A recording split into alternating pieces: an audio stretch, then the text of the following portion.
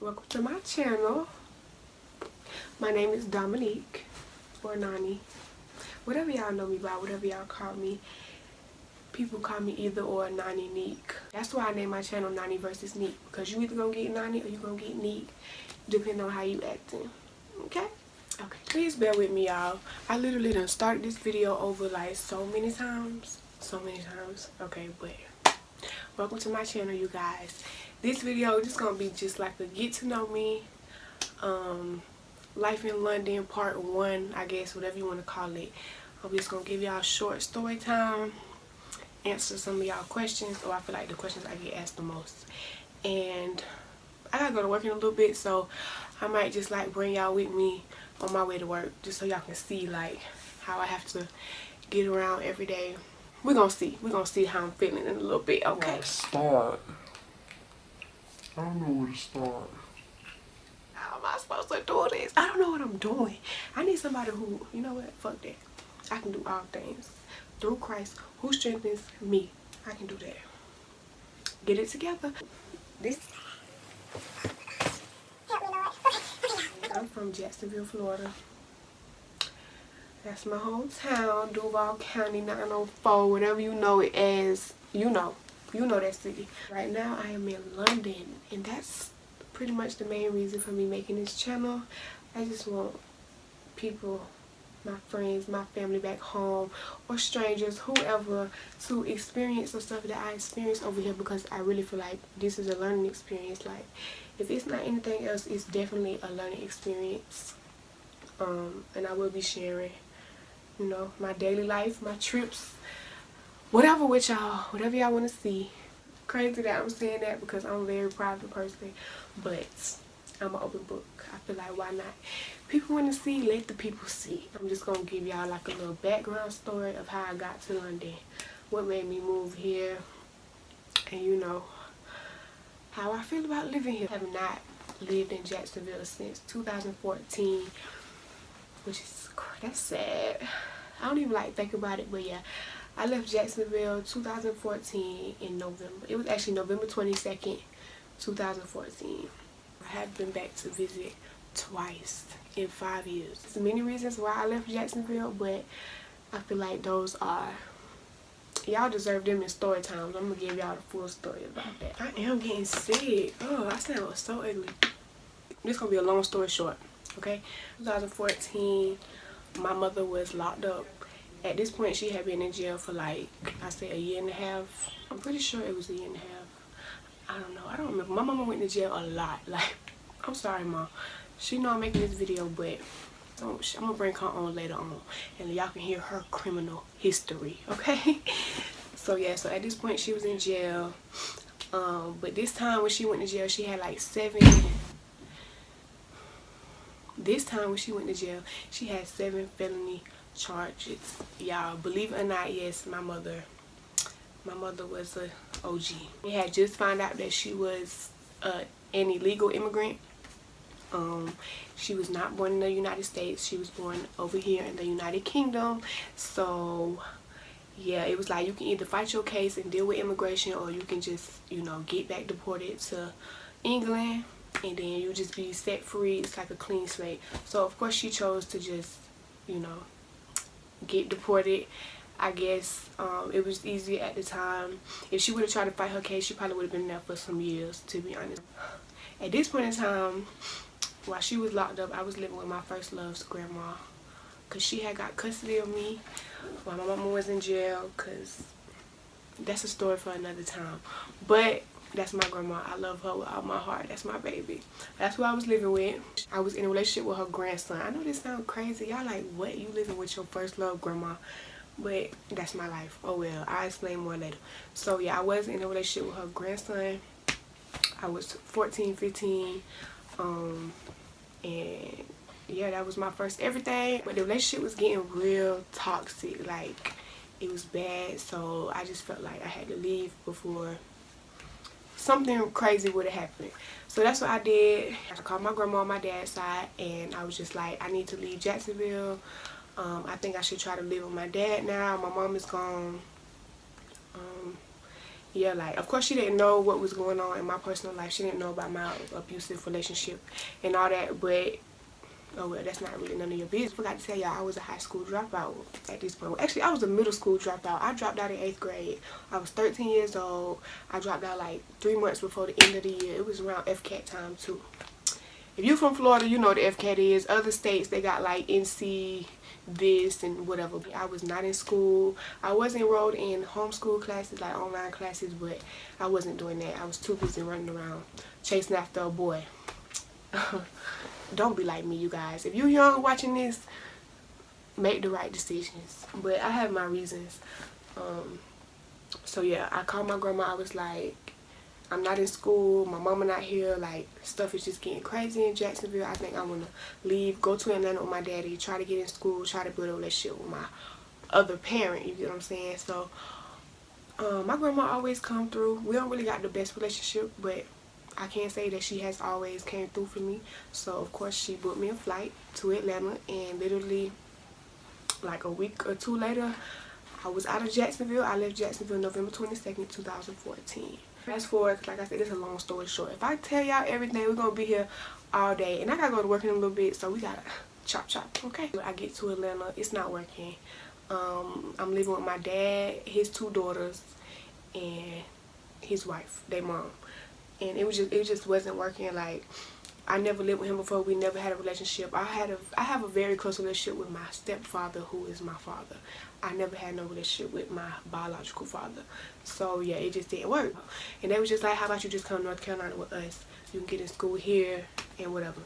So that's what I did. Literally, I wasn't with my dad probably for 30 days. And I know by Christmas 2014, I was in North Carolina. So I got enrolled in school in January. I did go to high school. I did go to school for about a year in North Carolina, or a year and a half, I believe. I think it was a year and a half total. My aunt she is in the military, and she had requested to get, you know, stationed out of the country, and she wanted to go to Hawaii. You know, it sound good, you know, Hawaii, ooh, I want to live in Hawaii. But no, I don't want to go to Hawaii. I want to stay in North Carolina. I want to stay in Fayetteville. I want to stay at my school, and I want to finish high school. That's all I want to do. Like, I never thought I would be back in high school after I dropped out, but I got the chance to go back. So I'm like, no, I'm not leaving. Like, I'm going to go back to Jacksonville before I go to Hawaii. Sorry, but that's just what it was. Like, no, okay? So I ended up moving with my boyfriend. Literally a whole year later. So I moved with my auntie 2014 December. 2015 December 2015 I moved in with my boyfriend. I know y'all like, what? At this point I'm only 16 and I done lived with 2 of my boyfriends already. I know, but that's my life. I had a very fast life, which is why I act the way I do now, like a little old lady. So yeah, so I moved in with my boyfriend. We went to the same school, so we went to school together. Everything was straight for a minute. We had a really good relationship, but you know, once you move in with people, it just like everything changes. It's really hard living with people. Like, you think, oh no, you know, live with your boyfriend. Ooh, no, it's not. And then like when families get involved, stuff was like, yeah. I'm not trying to bash nobody on here. I'm just being real. I'm sharing my story. So if you feel like I'm bashing you, then that's because your actions was not right. Okay, it's based on your actions, how you treated me or what you did, because I am not telling no lies, I promise. Basically, due to some money issues, my mom was, you know, sending my aunt some money, and my mom stopped sending the money. So my aunt was just like, you know, okay, I don't have no more money, so you basically gotta go. So I was planning to move with my boyfriend in January, like after New Year's, but my mom didn't send her no more money for January. She only sent money for December. So literally December 31st, my auntie got up. She was like, all right, get your stuff and let's go. It's time to get out. I don't got no child support for January, so you're not gonna be in this house January 1st. This is so fucked up. Like, I guess she was planning on taking me. She wasn't planning on. She knew what she was doing. So I got all my stuff together. We put it in her car. and she was taking me to my boyfriend's house.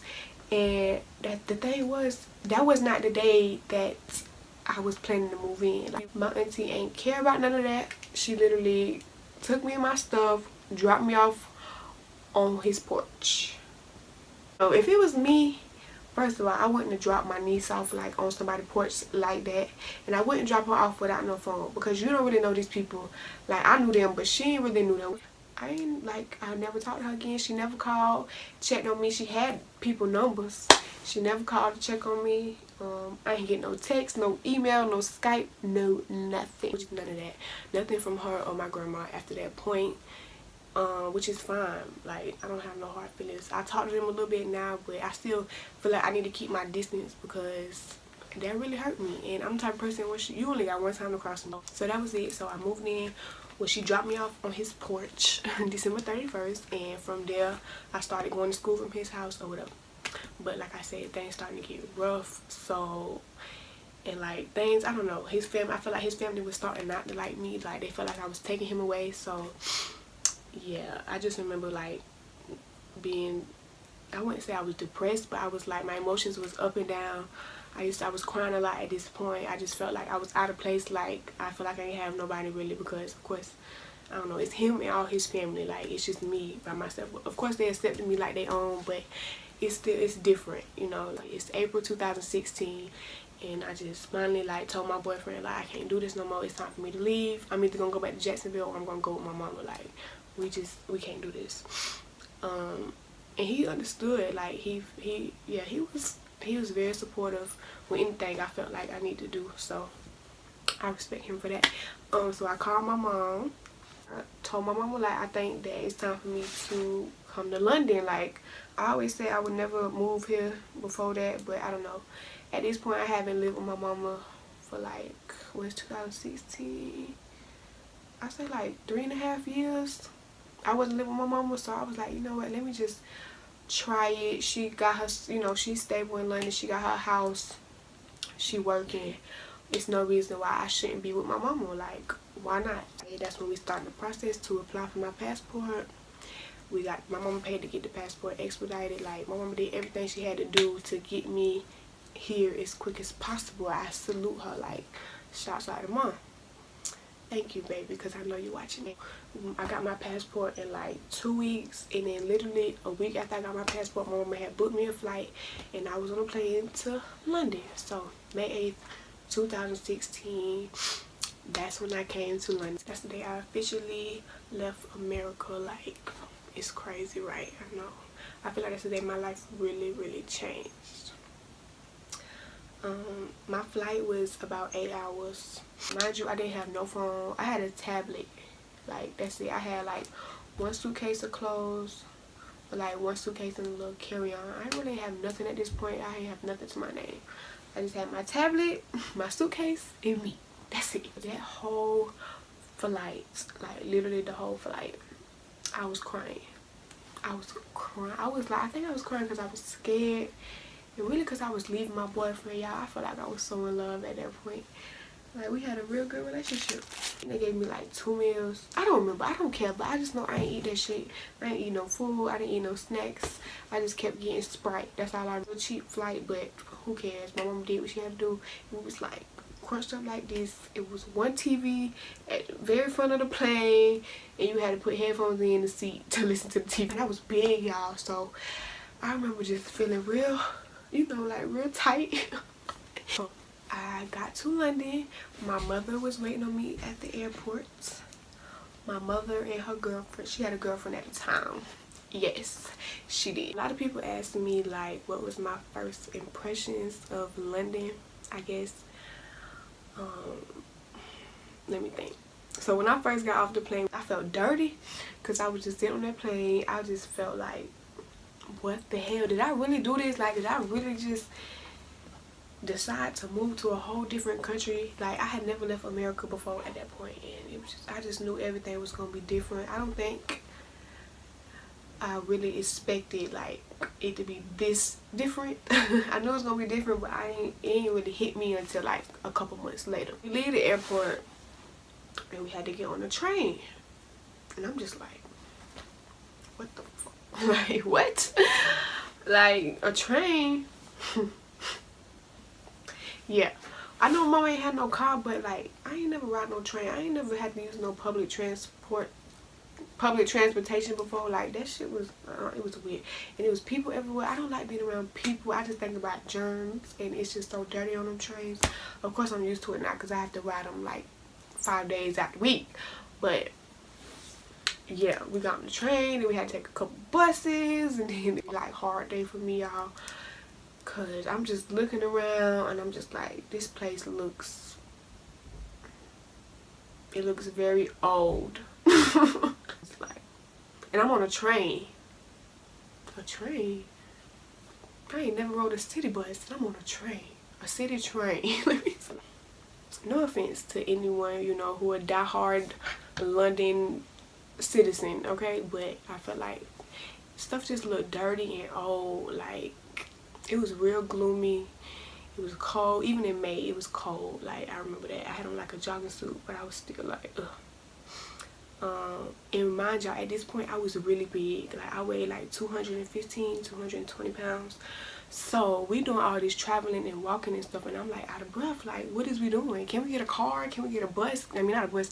Can we get a plane, a jet, please? Like, I just remember being out of breath, uncomfortable. I felt dirty. Yeah, I just remember being like, wow. Like, I don't think it really hit me. I thought I was going on like vacation or something. But the next couple months, they definitely did. It hit me. Yeah.